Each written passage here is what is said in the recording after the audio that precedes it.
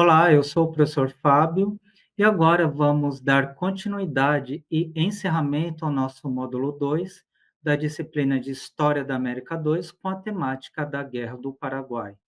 Nessa nossa aula, iremos debater a questão sobre a participação das mulheres e também daremos continuidade à questão das identidades na Guerra do Paraguai ou Guerra Guaçu, como já comentei com vocês na nossa aula anterior.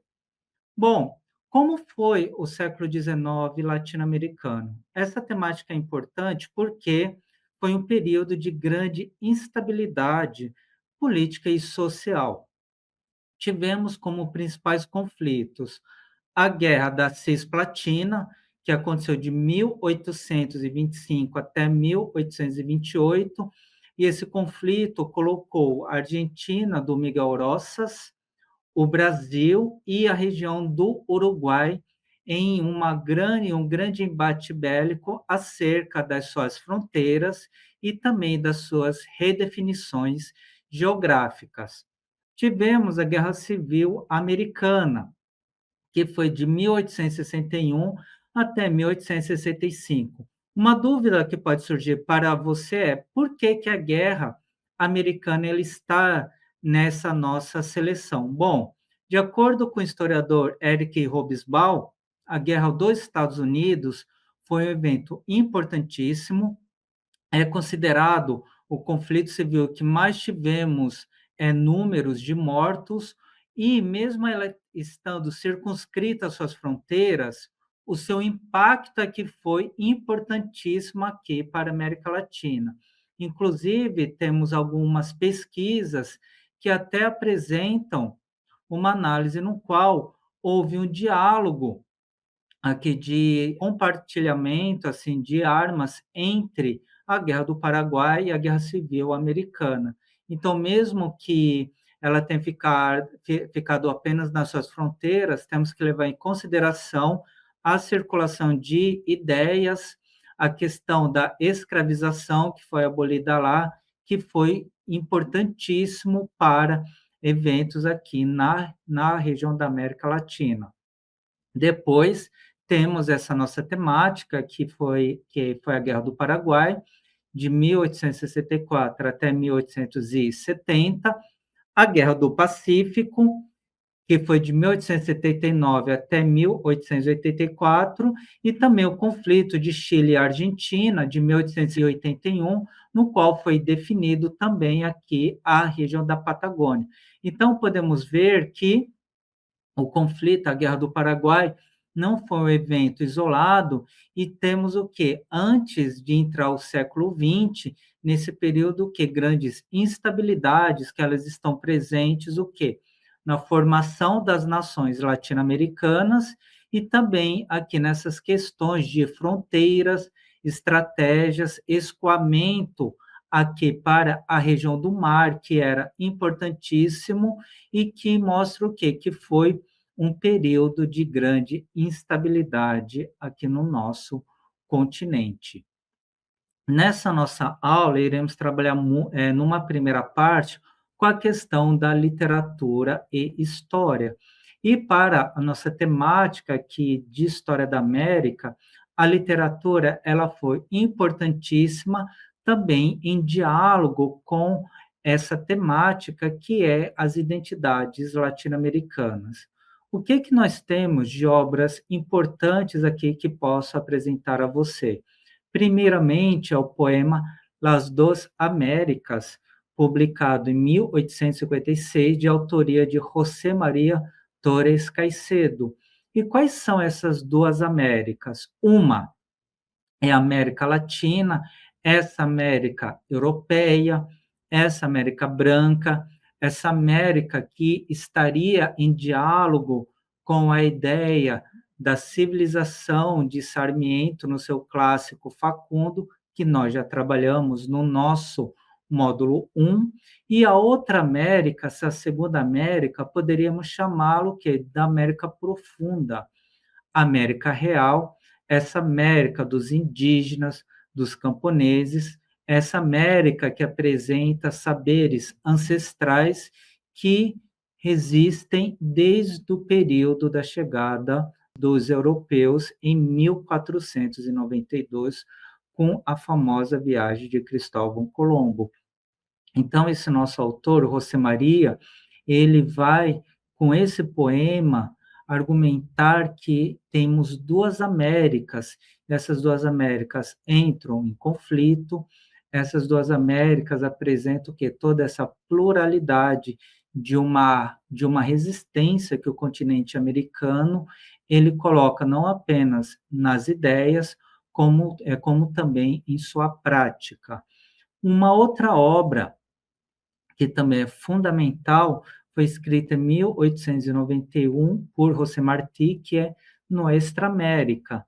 Essa ideia de uma América nossa, ela vai o quê? Ao encontro também do poema de José Maria Torres Caicedo, pois Martí ele fez o que? Uma grande defesa de Cuba, aqui a Cuba que ainda estava sob o domínio do Império Espanhol, nessa obra, que hoje temos até ideias de descolonialidade, Martí argumenta que a América não é essa América branca, não é essa América europeia, não é essa América com esses ideais racionalistas do outro lado do Atlântico. Temos também, novamente, essa América indígena, essa América negra, essa América aqui dos camponeses, que ela vai o quê? Resistindo contra toda essa maré dessa branquitude eurocêntrica que sempre se apresentou com uma grande ferocidade, não apenas bélica, mas também cultural. Então, para você, eu recomendo muito esse livro, que ele pode ser encontrado em PDF, no Google, ele também está em domínio público, é uma obra muito importante que apresenta muitas dessas ideias de uma América indígena ou dessa América profunda.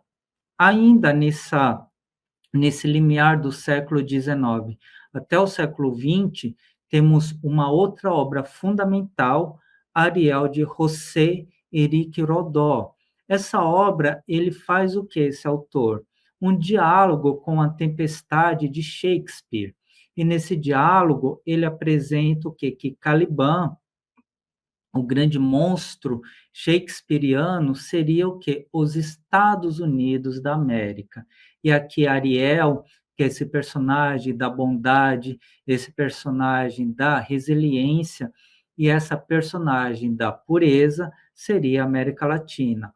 O que temos de importante nessa obra de Herodó foi que, a partir da sua publicação, cunhou-se o termo que do arielismo, e essa ideia defendeu o quê? Uma resistência agora da América Latina, não mais diante do imperialismo eurocêntrico, esse imperialismo do outro lado do Atlântico, mas de um novo imperialismo, de uma nova ameaça que se apresentava agora com os Estados Unidos da América. Então, vejam só que sempre temos o quê? A América Latina com essa resistência, a América Latina sempre tentando defender as suas identidades indígenas, as suas identidades afrodescendentes, as suas identidades camponesas, diante de uma visão de mundo conservadora, uma visão de mundo branca e uma visão de mundo imperialista. E para fazer um contraponto com o Brasil, temos a obra O Guarani, publicada em 1857, de José de Alencar. Essa obra ela foi o quê? Importante para criar um discurso positivista aqui dessa superioridade portuguesa, e como que nós temos uma identidade indígena que ela se coloca muito inferior ao encontro com o universo branco. E aqui eu disse que essa obra ela foi o quê? Importante porque inaugurou esse discurso eurocêntrico. Hoje temos que ler ela com bastante criticidade, com todo o cuidado em que ela foi publicada no seu período, mas mesmo assim é uma obra fundamental que apresentou o quê? Essa visão nacionalista que hoje nós podemos nos contrapor. Então, temos o que é um grande debate de livros que eles estão presentes em um discurso literário em que vão apresentando que uma identidade latino-americana, aqui a partir das suas narrativas, dos seus versos, dos seus poemas, das suas lendas, entre outros, e também essa concepção de um pertencimento. São obras assim que elas têm a sua temporalidade, mas que pela sua importância, elas valem muito assim para um debate sobre história e literatura. Agora vamos entrar na nossa temática, que é a participação das mulheres aqui na Guerra do Paraguai. Como já apresentei a vocês na nossa aula anterior, mas gostaria de aprofundar, temos que tomar cuidado com esse conceito da guerra e também pensar que essa guerra ela tem um grande componente do patriarcado, ou seja, a guerra é um ato masculino. A guerra está muito atrelada à ideia de honra, à ideia de uma superioridade do corpo masculino, da identidade masculina diante dos outros. Então, quando nós pensamos a participação das mulheres, vamos de encontro a essa invisibilidade histórica, ou seja, elas participaram, elas tiveram papéis importantíssimos no andamento, não apenas da Guerra do Paraguai, como de outros conflitos, contudo, sempre é importante termos o que em mente como a guerra ela é uma performance histórica, bélica e militar masculina. Nesse caso, a participação das mulheres, a grosso modo, podemos colocar elas em um primeiro momento como cuidadoras, no caso, assim, as enfermeiras. Também as mulheres, elas tiveram um outro papel importantíssimo aqui para suportes logísticos. Também tivemos as mulheres combatentes. Fora do fronte de batalha, também tivemos aqui uma outra participação delas, nesse caso da gestão da vida cotidiana, ou seja, mulheres que tiveram que dar conta do seu lar com a ausência dos homens que estavam no fronte de batalha, e também aqui resistência e protagonismo. Então, essa participação das mulheres, como já disse, ela é muito panorâmica, ela é a grosso modo e pode ser detectada em diversos conflitos ao longo da história.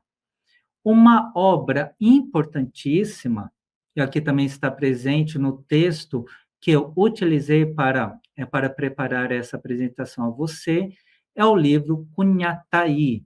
Bom, esse livro ele foi publicado em 2003. A sua autora é a Maria Filomena Bossuet-Peck. Esse livro ele entra na categoria de romance histórico. O romance histórico ele já um modelo assim, um modelo de literatura bastante interessante, porque nós temos, além desse que eu vou debater com você, outras obras interessantíssimas, como a trilogia que iniciou-se em 1808, depois passando por 1822 e 1889. Temos romances históricos também de diversos momentos, como da Segunda Guerra Mundial, da Revolução Russa, da Revolução Mexicana, entre outros. Então, esse estilo literário, nós temos o quê? Dos seus autores e autoras que realizam uma pesquisa histórica, mas que se vale o quê? De toda a liberdade ficcional para criar uma narrativa. E nesse caso, nós temos o quê? Nesse livro, uma narrativa acerca do conflito, ou melhor, da Guerra do Paraguai, no ambiente aqui do Mato Grosso do Sul. Então, Cunhataí vai nos apresentar o quê? É o romance de dois personagens. Aqui, o coronel Maior Ângelo de Abiria, e aqui com Micaela. Eu coloquei, e aqui é bem interessante abrirmos esse leque de debate como uma narrativa tradicional, porque temos o quê? A paixão dessas 2 personagens e como que o desejo dessas personagens de ficarem juntos, de consumar o seu amor, impactou a participação de ambos aqui na Guerra do Paraguai. E esse tradicional, ele vem muito, desse romance consolidado em que nós temos o amor, temos uma mulher aqui que estaria nesse ambiente privado que ela acaba o quê? Se apaixonando aqui por um homem aqui no ambiente público. Então não é um tradicional depreciativo, é um tradicional no sentido que de um enredo consolidado em que nós podemos pegar como exemplo Romeu e Julieta e outras personagens históricas. Então a nossa autora Maria Filomena ela utilizou-se desse modelo da paixão de uma mulher e de um homem para fazer com que as suas desventuras possam ter o que? Um impacto importantíssimo aqui nessa nossa temática. Quais são os temas debatidos na obra? Primeiro, a ideia da invisibilização. E aqui nós temos a personagem, ela se engrandecendo ao longo da narrativa literária. Ela vai de uma personagem, no caso a Micaela, em que ela vai aos poucos entendendo o seu papel enquanto mulher, o seu papel enquanto protagonista da sua história. Então, uma autora importante que eu recomendo para você sobre a temática da participação das mulheres na Guerra do Paraguai é a produção historiográfica da Maria Teresa Dourado. Ela foi pioneira aqui nessa temática, ela nos apresentou com uma pesquisa inédita como que as mulheres também tiveram um papel bastante ativo nesse acontecimento histórico fundamental. O protagonismo feminino na obra Cunhataí ele se coloca preponderante, no qual nós temos o eu lírico feminino. Aqui a Micaela, como já comentei, que ela vai se tornando protagonista, ela vai se tornando uma personagem importante para a história que ela está sendo descrita. Podemos também pensar na questão de resistência e memória e como que essa obra ela vai o quê? Apresentando os discursos de resistências e também do impacto da guerra. Aqui é um livro muito importante, um livro interessante, é um livro no qual esse romance vai, aos poucos, colocando o quê? Essa personagem, a Micaela, como uma representante aqui do protagonismo feminino na Guerra do Paraguai. Bom, outras personagens históricas também sobre essa temática, elas são interessantes para que eu possa apresentar a vocês. A primeira é a Maria Quitéria de Jesus Medeiros, no qual, no período da independência, ela cortou o cabelo, ela vestiu roupas masculinas e ela quis se alistar no exército brasileiro. E aqui, nesse caso, ela foi descoberta, mas diante de todo o seu sentimento nacionalista, do seu sentimento de resistência, amor à pátria, ela acabou sendo incorporada às forças militares. E aqui ela foi o que? A primeira combatente do exército. E uma outra personagem histórica, conhecida como a Joana d'Arc brasileira, foi Antônia Alves Feitosa, que recebeu a alcunha de Jovita. Com 17 anos, em Teresina, Piauí, ela acabou, de certa forma, imitando o exemplo da Maria Quitéria, no qual ela cortou o cabelo, ela se travestiu de homem e ela quis o quê? Fazer parte dos voluntários da pátria aqui no combate na Guerra do Paraguai. Ela foi descoberta, mas também diante de toda a sua resistência, de todo o seu amor à pátria, ela acabou embarcando para o Rio de Janeiro. Mas, ao contrário da Maria Quitéria, a história da Jovita não foi tão grandiosa assim. Por quê? Ao chegar na capital, ela foi barrada de entrar no campo de batalha e ela acabou o quê? Não conseguindo voltar para sua terra, e aqui na capital federal, no Rio de Janeiro, ela acabou se prostituindo e depois ela cometeu suicídio aos 19 anos. Esses dois exemplos, eles são importantes para pensarmos que sempre houve, ao longo da história, esse desejo, ímpeto das mulheres de participarem de locais que antes estavam destinados aos homens. Nessa nossa temática aqui das guerras do século XIX, tivemos a Maria Quitéria, que ela acabou tendo um desfecho feliz, e a Jovita, assim, que hoje ela está presente também na memória militar brasileira, mas que infelizmente, e ouso usar esse termo, ela acabou não tendo um fim de uma vida gloriosa como Quitéria, mas são duas personagens que vale muito a pena, caso você tenha o interesse de fazer uma pesquisa à parte. Vamos também pensar aqui a questão da guerra e de identidade, e aqui vamos entrar com o canhão El Cristiano. Esse canhão ele tem uma história importantíssima aqui para essa nossa temática. Ele foi um canhão que, segundo reza a lenda, os combatentes paraguaios eles não tinham mais ferro para fazer as bolas de canhão, e eles acabaram que utilizando prata de crucifixo e de símbolos religiosos para que esse canhão ele continuasse na ativa na Guerra do Paraguai. Por isso que ele recebeu essa alcunha do El Cristiano ou El Cristão. Ele acabou sendo capturado pelas forças brasileiras em 1868, quase já no finalzinho da guerra, aqui quando a fortaleza de Humaitá ela acabou sendo recuperada aqui pelos combatentes brasileiros. Ao chegarem lá, o exército do Brasil acabou se deparando com ele, Cristiano, e o pegou como se fosse um troféu de guerra, ou como podemos usar na linguagem militar, um espólio de combate. Ele foi levado para a capital federal e até hoje ele está localizado no Museu de História Nacional.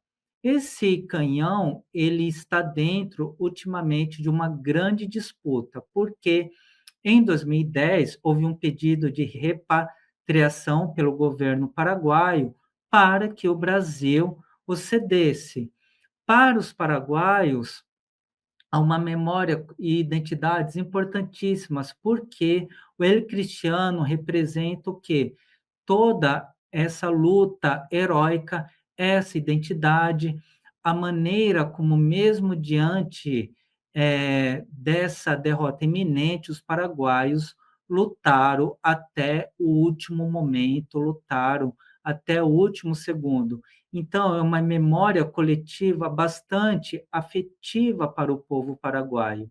Enquanto para o Brasil, nós temos também essa afetividade, mais uma afetividade bélica, uma afetividade que vem diante desse discurso que é de uma superioridade militar. Então, temos o quê? No Hélio Cristiano, esse disputa de memórias coletivas e também de identidades que vai ao encontro da maneira como a historiografia brasileira tradicional se colocou como superior diante da Guerra do Paraguai, enquanto, do outro lado, nós temos uma historiografia de resistência e uma historiografia também de um orgulho nacional, aqui protagonizado pelos nossos hermanos paraguaios. Quais são os debates atuais que nós temos diante dessa polêmica? Primeiro, os aspectos legais e a inaplicabilidade das convenções coloca que o Brasil ele não é obrigado a repatriar aqui o El Cristiano para o Paraguai. Contudo, o Brasil poderia o quê? Fazer uma releitura aqui de uma questão desse canhão sendo bens culturais e também desse patrimônio, e poderia assim abrir uma possibilidade para que ele fosse devolvido. Então, nós não temos essa obrigatoriedade, só que, como bom gesto, sim, o governo brasileiro poderia devolvê-lo. Também temos fatores extrajurídicos, que é o quê? As despesas de transporte e custos. Estamos falando de um canhão que pesa toneladas e o seu transporte até o Paraguai, ele não seria tão fácil como podemos imaginar. Então, aqui nós já entramos o quê? Numa discussão sobre como que seria a aplicabilidade dessa devolução.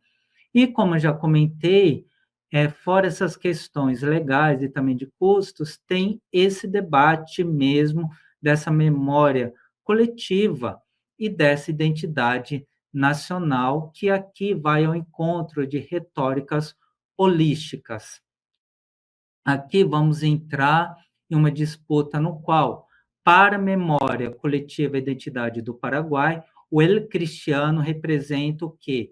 Sacrifício, representa essa memória de luta, enquanto que para os militares brasileiros, ele apresenta o quê? Um símbolo da vitória já consolidada dessa historiografia tradicional. Um outro item também importante que nós temos nessa disputa é a preocupação com a sua preservação. Você pode se perguntar qual seria a minha opinião acerca desse tema polêmico. Eu, pessoalmente, defendo que o El Cristiano ele seja, sim, devolvido para o Paraguai.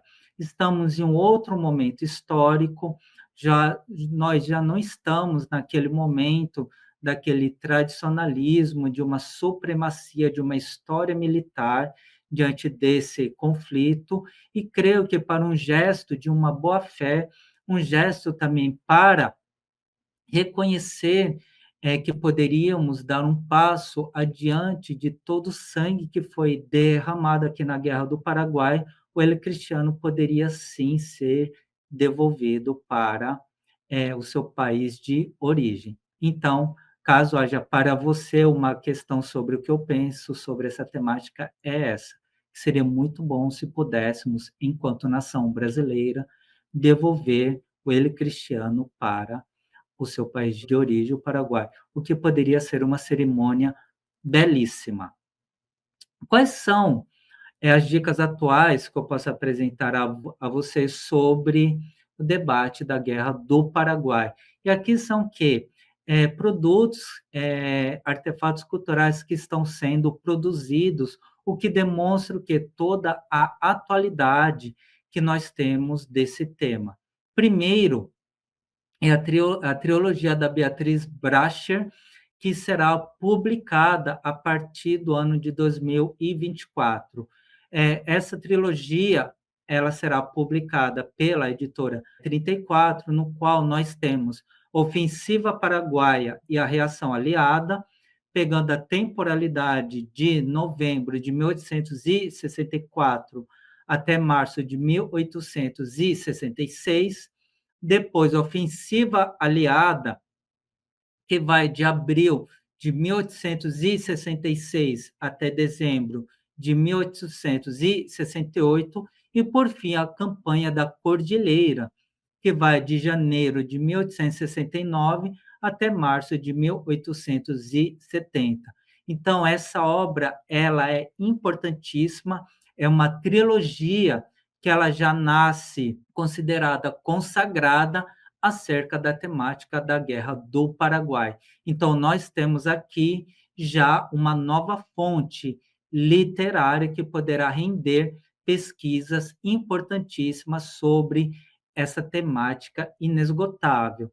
Também nós temos um filme de terror chamado A Própria Carne, em que nós temos como pano de fundo também a Guerra do Paraguai, no qual 3 combatentes brasileiros, eles se perdem e eles acabam buscando refúgio em uma cabana. Então é uma história de terror clássica e que nós temos aquele ambiente do sobrenatural, de imagens fantásticas e também cruéis, mas que o pano de fundo é o quê? O conflito, a Guerra do Paraguai. E, por fim, uma terceira dica que eu apresento a você é o livro Eles Vieram com o Amanhecer. Esse é um livro carta da escritora sumatogrossense Tânia de Souza. E por que esse livro ele é interessante? Ele tem esse formato de carta, no qual a autora pegou documentos do Visconde de Taunay e, a partir dessa sua pesquisa histórica, ela acabou o quê? Escrevendo um livro em formato de cartas.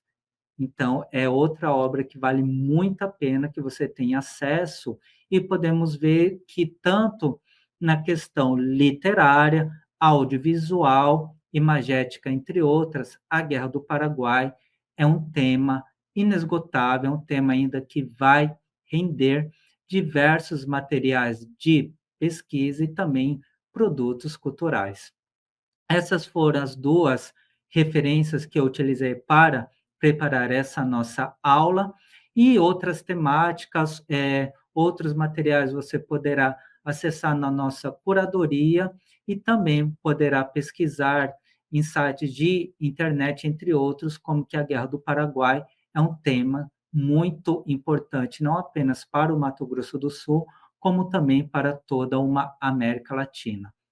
Muito obrigado e espero você até o nosso próximo módulo.